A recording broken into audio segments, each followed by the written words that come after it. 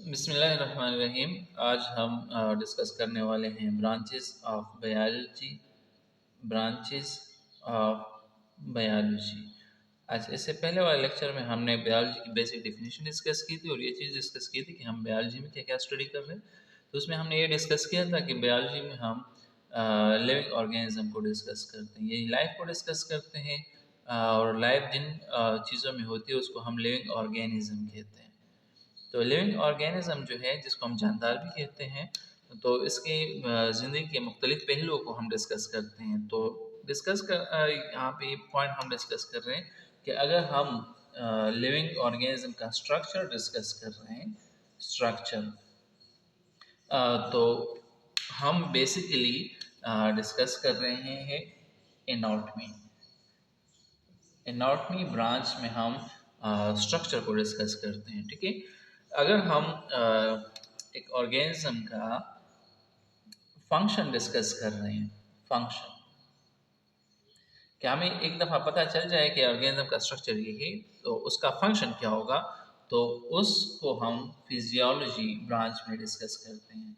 Biology के physiology branch में हम ऑर्गेनिज्म का फंक्शन डिस्कस करते हैं। ठीक है, अगर हम ऑर्गेनिज्म का शेप डिस्कस कर रहे हैं, शेप, तो इसका मतलब ये है कि हम मॉर्फोलॉजी ब्रांच में इसको हम स्टडी कर रहे हैं। मॉर्फोलॉजी ब्रांच में हम ऑर्गेनिज्म का शेप वगैरह डिस्कस कर रहे हैं, मॉर्फोलॉजी।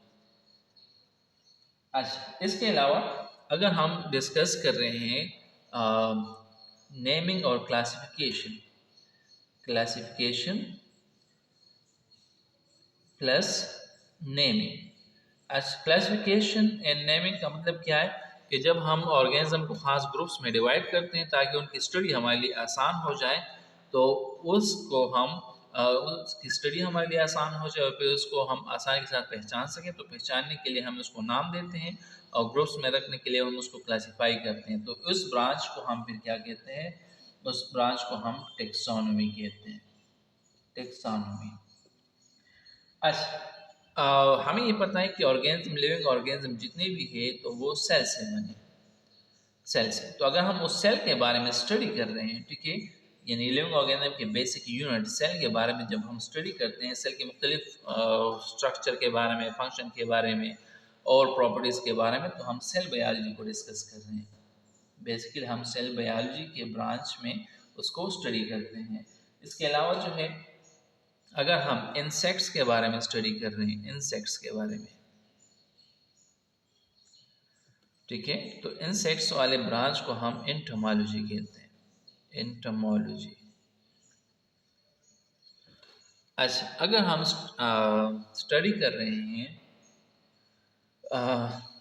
जीन्स को, यानी हम ये स्टडी कर रहे हैं कि पेरेंट्स से ऑफस्प्रिंग में, यानी बच्चों में खसूसियात किस तरह शिफ्ट होती हैं, तो वो जीन्स के थ्रू शिफ्ट होती हैं। ठीक है, पेरेंट्स से ऑफस्प्रिंग में कैरेक्टर्स यानी खसूसियात किस तरह ट्रांसफ़र होती है, तो उसको कंट्रोल करने वाले स्ट्रक्चर को हम जीन्स कहते हैं। और इस ब्रांच को हम क्या कहते हैं, जिसमें हम जीन्स को स्टडी कर रहे हैं, उसको हम जेनेटिक्स कहते हैं, जेनेटिक्स। ठीक है, अच्छा, इसके अलावा अगर हम लिविंग ऑर्गेनिज्म के इन्वायरमेंट के बारे में डिस्कस कर रहे हैं, इन्वायरमेंट, कि लिविंग ऑर्गेनिज्म जिस एनवायरनमेंट में पाया जाता है उसकी खसूसियात क्या क्या होनी चाहिए, ये ऑर्गेनिज्म पे किस तरह से अंदाज होता है, तो हम बेसिकली इकोलॉजी को डिस्कस करते हैं।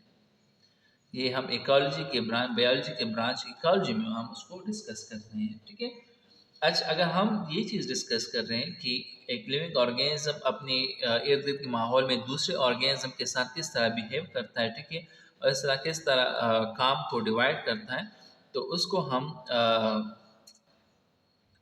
अच्छा, अगर हम उसकी सोसाइटी को डिस्कस कर रहे हैं, ठीक है, ऑर्गेनिज्म अपने सोसाइटी में किस तरह वक्त गुजारता है, काम किस तरह करते हैं, तो उसको हम सोशल बिहेवियर या सोशो बायोलॉजी में डिस्कस करते हैं। सोशो बायोलॉजी में फॉर एग्जाम्पल हनी बी जो है वो बाकी बीज के साथ किस तरह वक्त गुजारती है, काम किस तरह उन्होंने डिस्ट्रीब्यूट किया होते हैं, तो उसको हम सोशो बायोलॉजी में डिस्कस करते हैं। अच्छा, मुख्तलिफ़ किस्म के प्लांट्स हैं, और उन प्लांट्स में मुख्तलिफ़ किस्म की मेडिसिनल इफ़ेक्ट होते हैं। मेडिसिनल ये दवाइयों वाला इफ़ेक्ट होता है, काम होते हैं, मेडिसिनल इफ़ेक्ट उनमें होता है। तो अगर हम उसके मेडिसिन इफ़ेक्ट को डिस्कस कर रहे हैं तो ये हम बायोलॉजी के ब्रांच फार्माकोलॉजी में डिस्कस करते हैं, फार्माकोलॉजी में। अच्छा, अगर इसके अलावा हम ये डिस्कस कर रहे हैं कि पुराने ज़माने में, ठीक है, ऑर्गेनिज़म जो है वो किस तरह होते थे, पास्ट लाइफ अगर हम उनकी डिस्कस कर रहे हैं, ठीक है, तो इस ब्रांच को हम कहते हैं पैलियोंटोलॉजी। पैलियोंटोलॉजी ये डायनासोर पहले किस तरह होते हैं, या रेप्टाइल जो है आजकल एलिफेंट इस तरह है, तो पहले ज़माने में एलिफेंट किस तरह होता था, ठीक है, इस तरह के अलावा इंसेक्ट आजकल इस तरह है, तो पहले किस तरह होते थे, तो इसको हम पैलियोंटोलॉजी ब्रांच में डिस्कस कर रहे हैं, ठीक है।